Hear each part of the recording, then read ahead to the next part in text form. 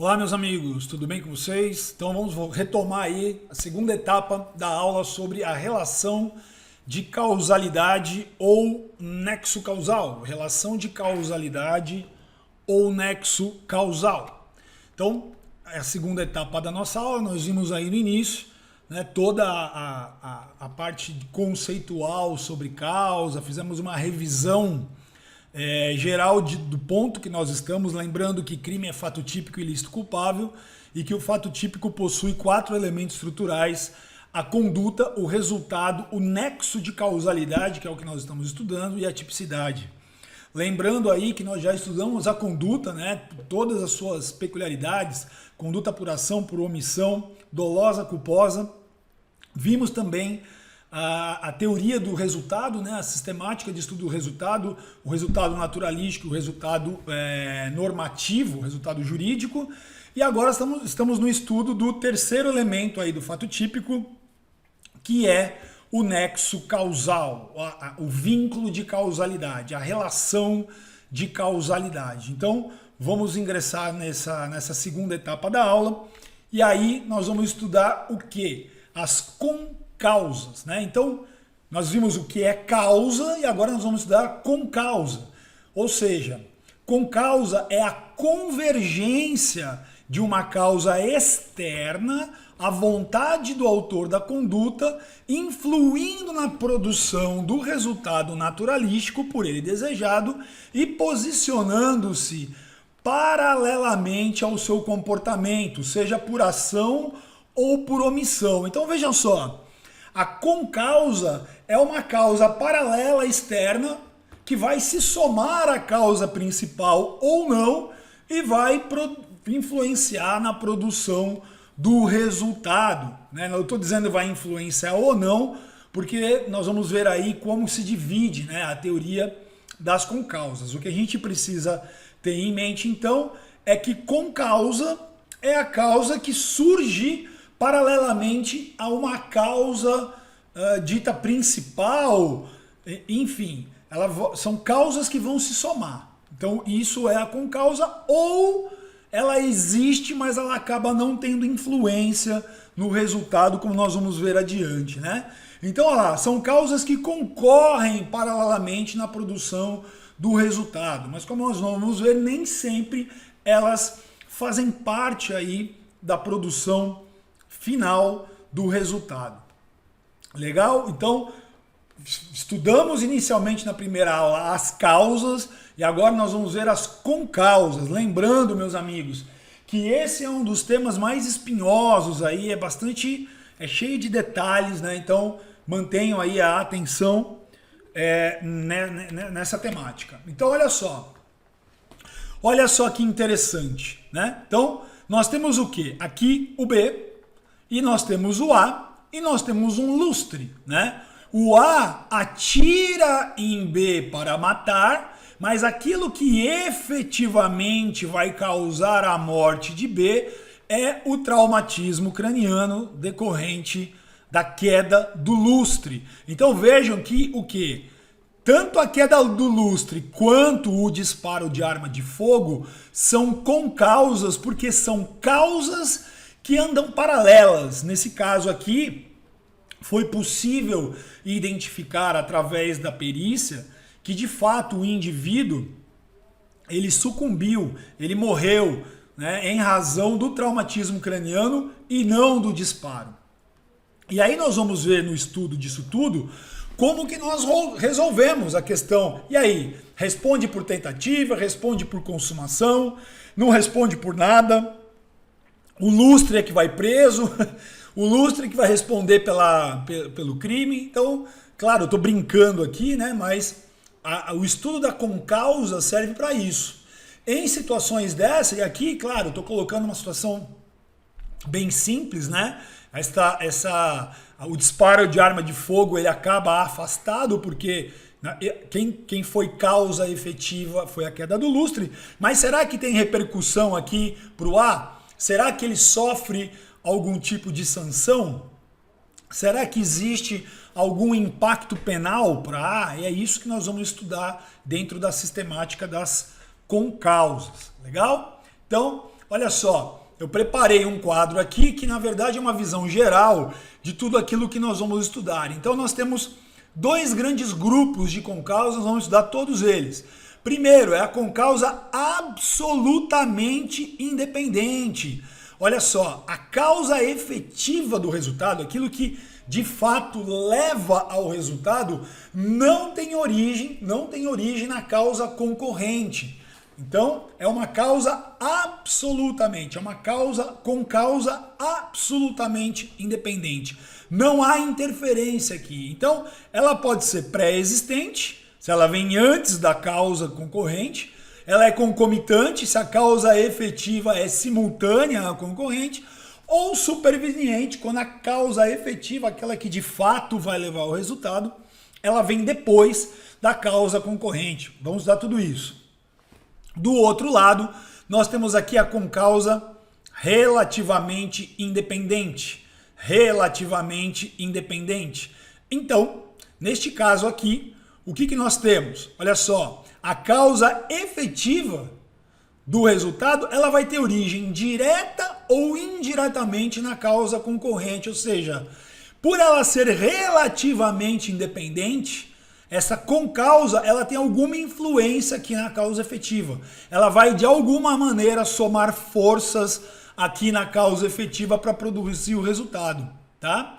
E ela pode ser da mesma maneira pré-existente, concomitante ou superveniente, como nós vamos ver. Então, aqui está o panorama geral daquilo que nós vamos estudar em termos de concausas. Essas 6 possibilidades aí, né, de situações práticas que nós podemos observar no mundo fenomênico, no dia a dia, de quem vai trabalhar com o direito penal, seja como advogado, seja como delegado de polícia, seja como promotor, defensor público ou magistrado. Então, aqui é um estudo de enfrentamento daquilo que muitas vezes aparece no mundo concreto, situações concretas e que nós temos dificuldade, às vezes, de separar o joio do trigo, né? Como nós vamos ver, nem sempre é muito fácil. Claro que aqui eu vou trazer exemplos mais simples, né, para que didaticamente vocês possam compreender, mas eu já assinalo e ressalto que na vida real, no mundo prático, nem sempre é tão simples da gente diferenciar as coisas. Então, vamos seguir aqui. O que nós temos então? Ó, olha lá, as concausas dependentes e independentes. Tá? Então, dois grandes grupos, dependentes e independentes. E aí elas vão se subdividir aqui. Ó. No caso das independentes, nós temos as absolutamente independentes e as relativamente independentes, parcialmente dependentes. E ambas têm subdivisões, né? A absolutamente independente pode ser pré-existente, ela pode ser concomitante ou pode ser superveniente, como nós vimos. Só estou aqui colocando de uma outra forma mais visual aí para vocês. E a relativamente independente também pode ser pré-existente, concomitante ou superveniente. Eu ressaltei, vejam que eu fiz em vermelho aqui, né, um raio, uma explosão, enfim, para chamar a atenção de vocês que a relativamente independente superveniente talvez seja aquela que traga mais discussão jurisprudencial, doutrinária e traga maior complexidade aí na análise dos exercícios, das situações concretas que vão aparecer para vocês. Bacana? Então vamos seguir aí. O que vem pela frente? Então, concausas dependentes. Então, lembrando que nós temos dois grandes grupos inicialmente, as dependentes e as independentes. E as independentes se dividem em relativamente independentes e absolutamente independentes. Então, vamos ver primeiro as dependentes. Concausas dependentes. Olha só. Olha o que eu trago como conceito aí para vocês. A concausa dependente é a que emana da conduta do agente, dela se origina, razão pela qual se insere no curso normal do desenvolvimento causal. Então, traduzindo, o que isso significa? A concausa dependente é o encadeamento de causas. Tá uma relacionada à outra. Imaginem a conduta do indivíduo separada em atos que são interdependentes. Eles estão relacionados até que se alcance o resultado, né? Até que se alcance o resultado. Olha só, aqui o nexo está presente entre todas elas. Não há exclusão da relação de causalidade, né? Então estou colocando aí um exemplo. Ó. A tem a intenção de matar B e após espancá-lo, envolve o pescoço da vítima com uma corda e a amarra no veículo, arrastando o ofendido pela cidade. Vejam só, tá tudo interligado. O ato de agredir, o ato de amarrar, o ato de arrastar, todas são concausas dependentes, interligadas. Todas elas se somam para levar ao resultado final. Todas elas se somam para levar ao resultado final. Por isso que elas são chamadas de concausas dependentes. É como se fossem elos de uma corrente que somadas vão levar aí ao resultado final. Portanto, dependentes, porque se eu tirar um desses dentes do elo, né, eu não alcanço o resultado como ele aconteceu. Tá? Essa é a lógica. Se eu retiro um dos dentinhos, eu não vou alcançar o resultado da forma como ele efetivamente aconteceu. Querem ver visualmente isso? Olha só, a conduta causa, né? Ou seja, eu coloco o dedo no gatilho, aciono o cão, vai haver a explosão da munição, na verdade, aqui, né? Depois eu vou ter o impacto da bala, aí eu vou ter do projétil, aí eu vou ter a hemorragia e vai levar à morte. Então vejam, olha, a causa inicial e as suas concausas que levaram ao resultado final. Então, olhando para esse gráfico aqui, nós podemos deduzir aí e visualizar a dependência entre essas concausas, né? Então, olha só.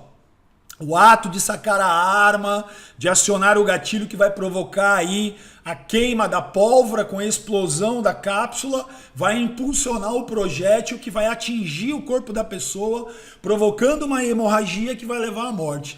Tudo dependendo um do outro. Se eu tirar um desses dentes aqui do elo, eu não vou chegar a este resultado. Se eu fissurar aqui, se eu quebrar essa vinculação, eu não alcanço o resultado final. Eu não alcanço o resultado final. Daí a importância da concausa dependente. É essa visão de conexão entre esses atos executórios aí até que o resultado alcança, chegamos até o resultado. No caso aqui nós estamos falando de homicídio. E esta ideia vale para qualquer crime. Então, por exemplo, vamos imaginar, tirar da questão do homicídio aqui, vamos imaginar, por exemplo, um estelionato.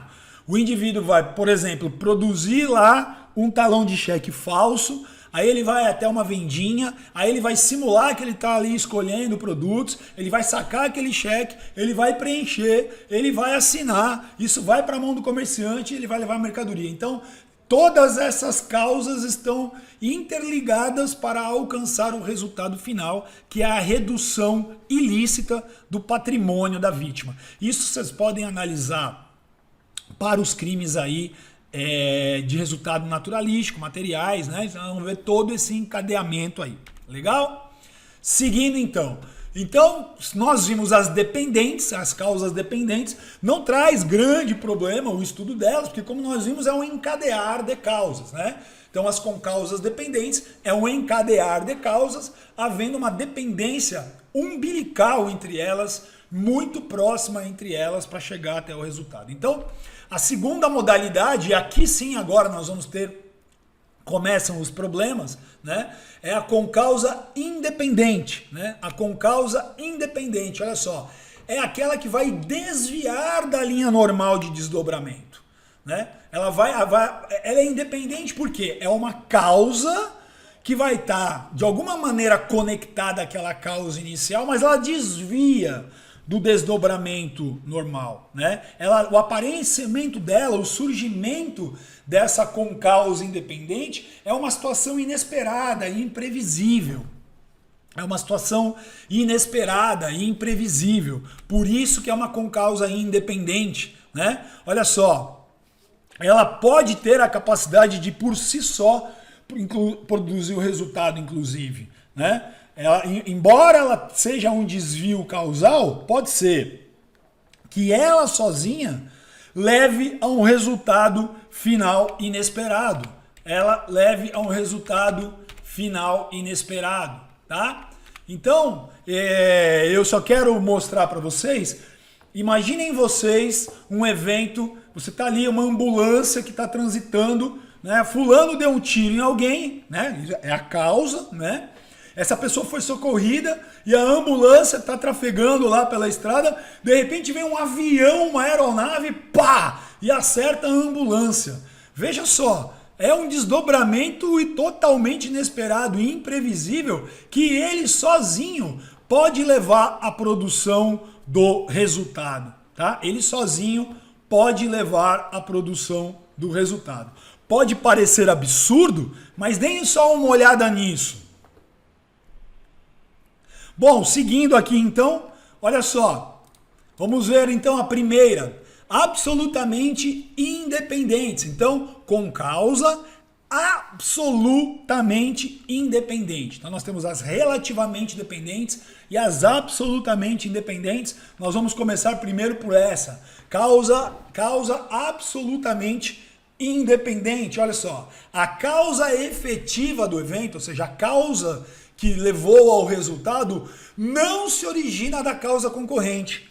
Ou seja, a causa efetiva, aquela que realmente produz o resultado, ela não tem vínculo, ela não tem origem na concausa, na causa concorrente, né? Ou seja, ela não vai ter origem aí na conduta do agente, tá? Então a conduta do agente é uma concausa que tá fora, né? Elas estão, embora elas aconteçam de maneira paralela, a causa efetiva, aquela que vai levar ao resultado, ela não se origina aí na conduta do agente. Olha só, absolutamente desvinculadas da ação ou omissão ilícita. Por isso que elas são absolutamente independentes, pois absolutamente desvinculadas da conduta do agente. Lembrando da aula de conduta, que a conduta pode ser por ação ou por omissão, dolosa ou culposa. Lembrando sempre isso, tá? Então olha só, por serem independentes, produzem por si só o resultado naturalístico. Por serem independentes, produzem por si só o resultado naturalístico. Então vamos dar uma olhada aí. Como que as absolutamente independentes, elas se classificam? Como que eu posso classificar essas absolutamente independentes? A primeira delas é a concausa absolutamente independente pré-existente. Pré-existente, tá? Olha só. A causa efetiva, aquilo que vai levar de fato ao resultado, ela é anterior à causa concorrente, a concausa. Então a causa efetiva, aquela que vai de fato levar ao resultado, ela precede, ela antecede, ela é pré-existente à causa concorrente, tá? Olha só, vamos dar uma olhada no exemplo aí. A, às 19 horas, ministra veneno em B. C, atira em B uma hora depois, olha, às 20 horas, né? Olha aí, só para ficar ilustrado o exemplo. Então, A vai envenenar B às 19 horas. C vai atirar em B às 10 horas da noite, às 22 horas. Tá? Acontece que a morte vai ter como resultado o envenenamento. Tá? Então, o que de fato deu causa ao resultado foi o envenenamento. Então, olha só, o A vai responder pelo homicídio. Agora, olha só, por que ele responde pelo homicídio? Porque a causa efetiva, ela é absolutamente e pré-existente a concausa atirar, disparo de arma de fogo. Então, olha só, aquilo que levou de fato ao resultado foi a conduta de A, não foi a conduta de C. Vejam, elas são concausas, elas agiram dentro do mesmo contexto ali. Só que pelo laudo pericial, se constata que o que de fato levou à morte de B não foi o disparo de arma de fogo de C, e sim o envenenamento. Então qual é a solução para esta situação? Olha só, a causa pré-existente, ou seja, a causa efetiva, vem antes da causa concorrente. Causa efetiva envenenamento, ela efetivamente matou B, veio antes da causa concorrente disparo de arma de fogo. A solução para isso, né, é que a concausa, né, a causa concorrente, nesse caso aqui, quem agiu por ela vai responder por tentativa. Então, A vai responder pelo homicídio consumado, porque foi a atuação dele que levou à morte. E o C vai responder por tentativa de homicídio ou homicídio tentado, porque a conduta não levou à morte, embora ele desejasse, tá? Essa é a solução aí doutrinária. Bacana? E eu vou interromper aqui a aula para a gente depois passar para o terceiro bloco. Legal? Um grande abraço aí para vocês.